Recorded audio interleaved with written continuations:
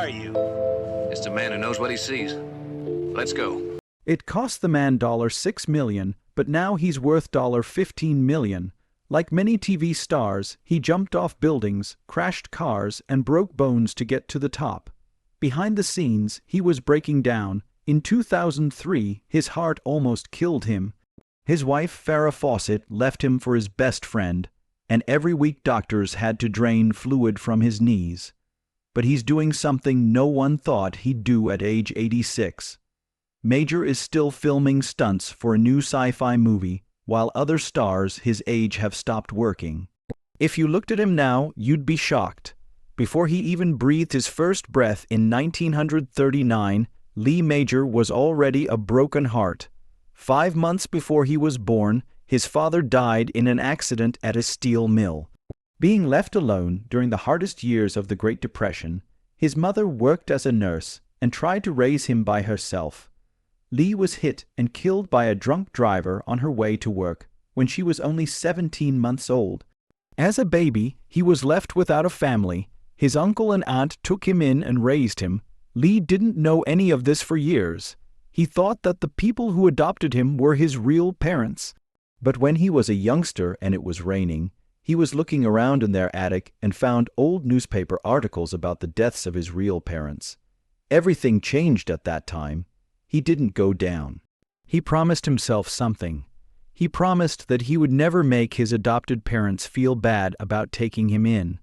That promise made him want to be successful more than anything else.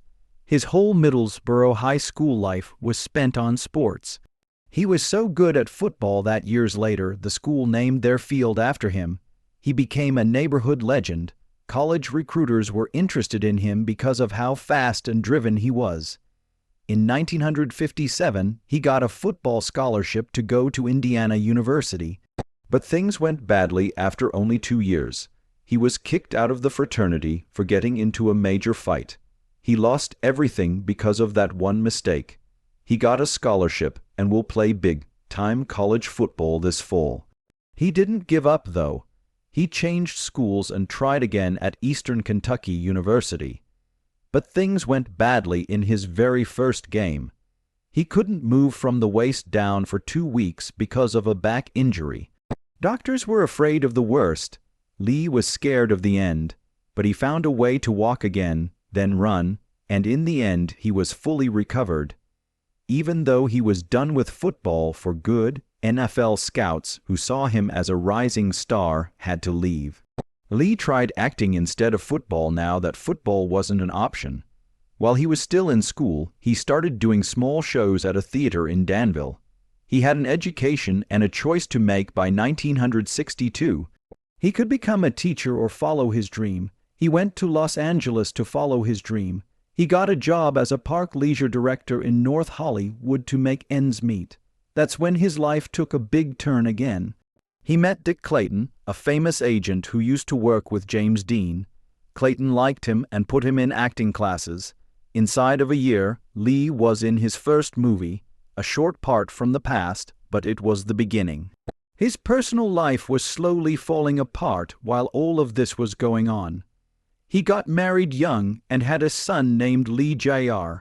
in 1962, but moving to a new place, not having any money, and not knowing what the future held became too much.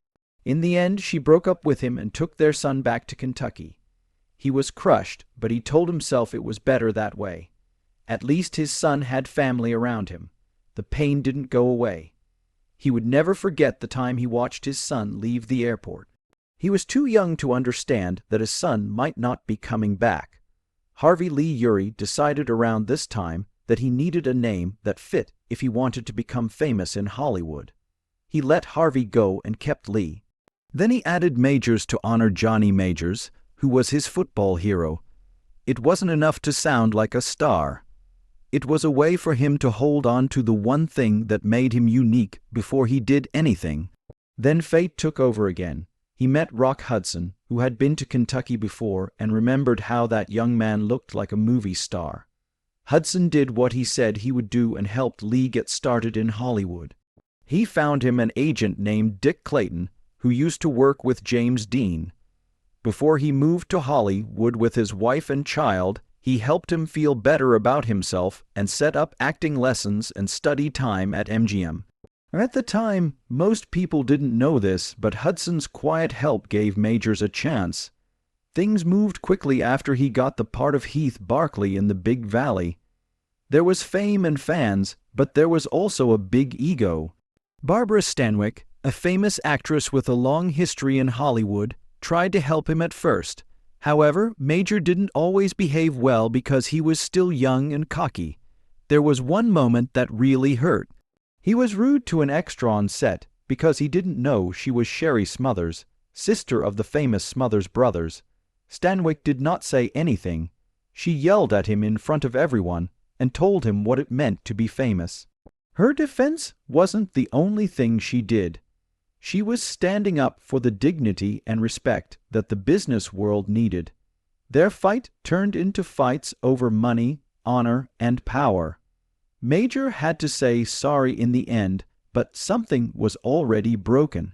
Hudson and Stanwyck had both offered to help him, but he had missed the chance. At about the same time, Major was offered a big part in Midnight Cowboy. He was going to play Joe Buck, a lost soul in New York City who was just trying to stay alive. It might have made things different for him, but the Big Valley was restored and the chance was gone in an instant.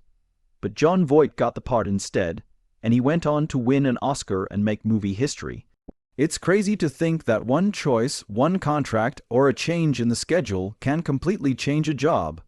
Would Majors have done that? Who knows what his reputation would be like if he had. He kept going anyway. It was a groundbreaking TV movie about a Vietnam warrior who comes back to a world that has changed without him. It aired in 1969. It was more than just playing. I felt it all the way. When his character got home, they found betrayal, loss, and no place they belonged. With an unexpected group that included Marvin Gaye and Jimmy Dean, Major gave fans something deeper than what they had seen before. In 1969, when the war was still going on, it was a risky story to tell. It did, however, show that he was more than just good, looking on camera. As the years went by, Major and Stanwyck had an unusual event happen. The fire went out. As time went on, the tension changed into thanks at some point. Stanwyck liked something about him from the start. She was mean because she cared. While some players got along with her well during the Big Valley, Major had to work hard to earn her friendship. He did it. In the end, he called her his teacher and even his best friend. That was a quiet way of telling her that he had grown up and finally got what she was trying to teach him. It was more than a part for Lee Major when he joined the Virginia in 1970. It was a new start for a show that was ending. The show had a bold new look that was a lot like spaghetti westerns, and it was now called The Men from Shiloh. Major's character, Roy Tate, fit right in with this dark new picture. Things changed, sets, outfits, and even the theme music, which was now written by the famous Ennio Morricone. People paid attention. Ratings went through the roof, and a show that had been falling out of the top 20 was back in it. But even though things got better, the 9th season was the last one. Even though the show got a stylish new start, it was canceled during the notorious Rural Purge.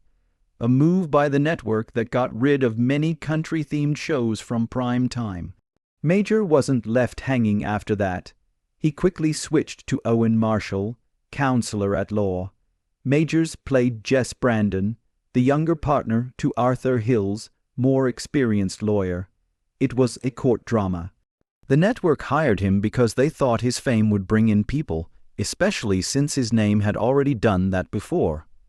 But for Major, it wasn't really his dream part, and he didn't like wearing ties or going to court. He missed activity, being outside, and things that moved. He once joked that going back and forth in a soundstage courtroom was the only exercise he got. But the show did have some good parts. Martin Sheen, John Travolta, and even a young Mark Hamill showed up as guests. The show also became very important in his personal life behind the scenes. Majors set up a few shows for Farah Fawcett to appear on. She would later become his wife. The deal that could have changed everything then came along. The Man with $6 million. He almost said no the first time the idea came to him in 1973. The project's first name was Cyborg, and the writing made it sound too corny. He didn't want to be a part of a show where a superhuman guy did stunts every 5 minutes, because it made him think of the silly Batman show from the 1960s. He was still nervous even after agreeing to do the first TV show. There was one with a theme song sung by Dusty Springfield.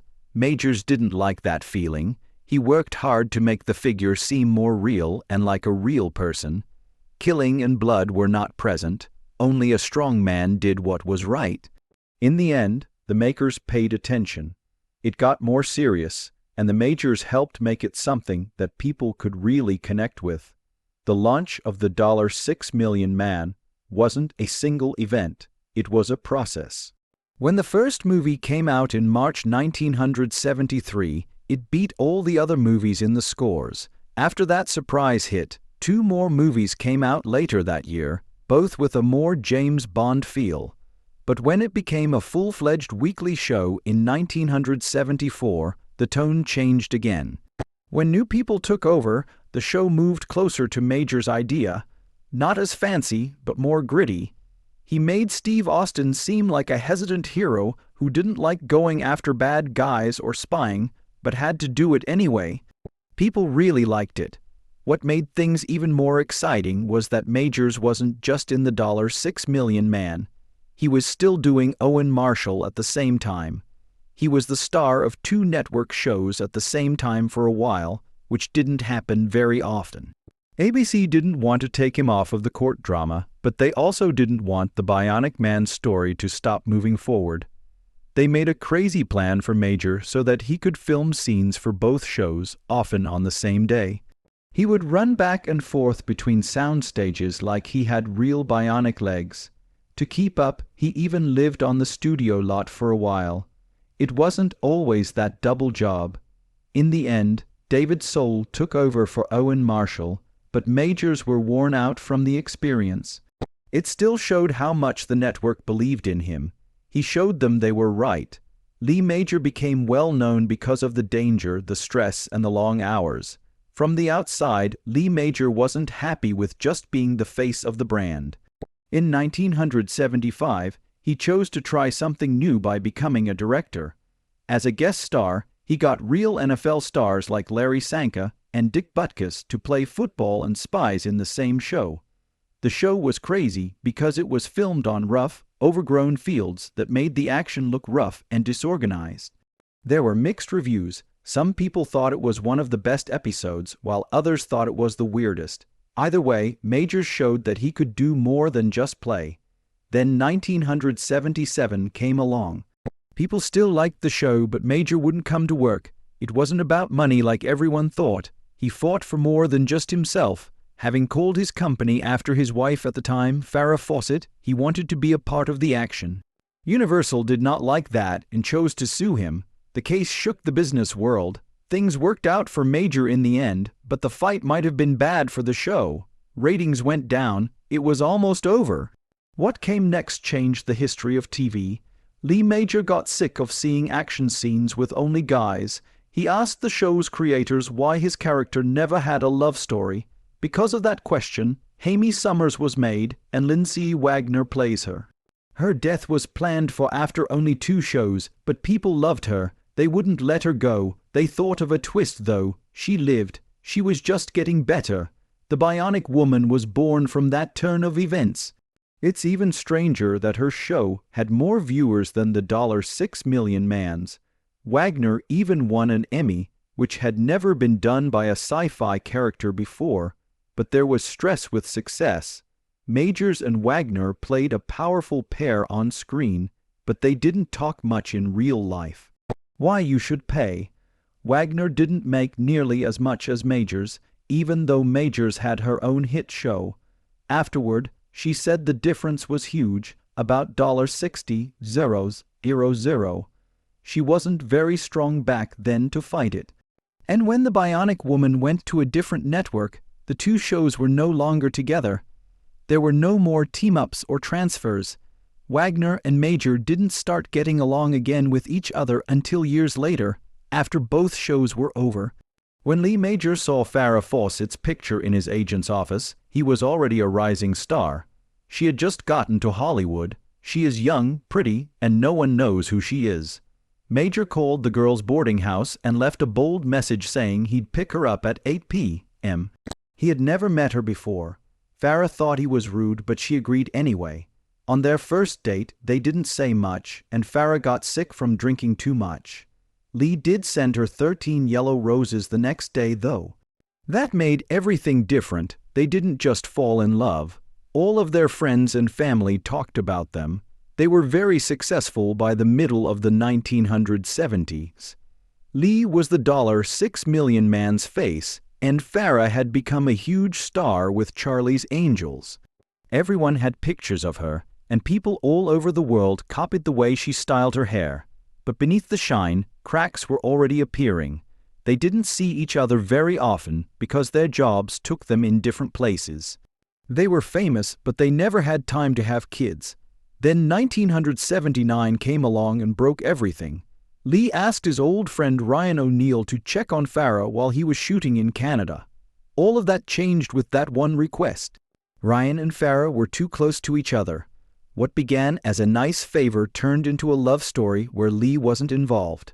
He was broken when he found out. He went up to Ryan and begged him to stop, but Ryan wouldn't. Ryan told her, "I love her a lot." It was like that. A friendship was over. Lee did his best to stay calm. He called Ryan's home. He put the phone down. He called again. He told Ryan to stay away when he finally got through, but it was too late. It looked like Farrah had moved from Lee's life to Ryan's. Yet, Lee and Farrah talked on the phone every day, even as their marriage fell apart. Even though they were hurt, they were loyal in a strange way that never went away. Lee was worn out by the attention and the quiet at home while they were apart. He put in long hours to keep his job going, while Farrah was looking for new roles and a new relationship. Lee afterwards said that they had only seen each other twice in a whole year. Their marriage was over for more than just the affair. It was the time, the distance, and the pressure, but there was something else, something softer, behind all the pain. When it was time to split up their things after the divorce, they fought over their huge house. The judge was ready to pick a winner. Lee, though, made a quiet choice. She got it from him. They gave it to each other without a fight or any terms. He said, "She's a nice lady and I love her very much." They had dinner together that night. Lee Major wasn't just another tough guy on TV. He lived the part. When he played Colt Severs in The Fall Guy, he wasn't just acting as a stuntman, he was one. Lee wasn't done testing his body after becoming famous as Steve Austin in The $6 Million Man. He wanted it to look more real. In his younger years, he jumped off of roofs, crashed cars, and got thrown around like a rag doll. But the years didn't forget those hits. By the time he was in his 60s, his knees hurt all the time, and his doctor had to drain fluid from them every week. He joked that it felt like getting his oil changed. Even a simple round of golf or a ride on a horse hurt him. The show itself was different. The Fall Guy wasn't just about stunts. It was about a guy who worked as a stuntman in Hollywood during the day and chased criminals at night to make money. Lee's character, Colt, used the same skills on the streets that he did on movie sets, but this time it was life or death. The show was a mix of action and comedy, and Lee sang the theme song himself. It even made subtle jokes about his relationship with Farrah Fawcett, who used to be his girlfriend. But behind all the fun was hard work. The trucks used in the show were reinforced to handle the abuse. Lee, on the other hand, couldn't do that. His body paid the price. By the end of the show in 1986, he wasn't the same. The constant pain made him rethink everything. He couldn't keep playing roles that were too hard on his body. He wished he were really the bionic man, faster, stronger, and pain-free. Fans hadn't forgotten about Lee, though. In 1987, he returned to the big screen as Steve Austin in The Return of the $6 Million Man and the Bionic Woman. It was a hit, and Lee's real, Life's Son played a new agent. 2 more movies came out after that one hit, and one of them gave fans the moment they had been waiting years for. Steve Austin finally married Amy Summers. These reunion movies gave Lee's career a new lease on life without the dangerous stunts that had hurt his joints before. While all of this was going on in movies, Lee's real life was just as exciting. In 1984, he met Karen Vez, a model who had just become a Playboy centerfold. They fell in love quickly and had a daughter named Nikki soon after. By 1990, they had twin boys named Deanie and Trey.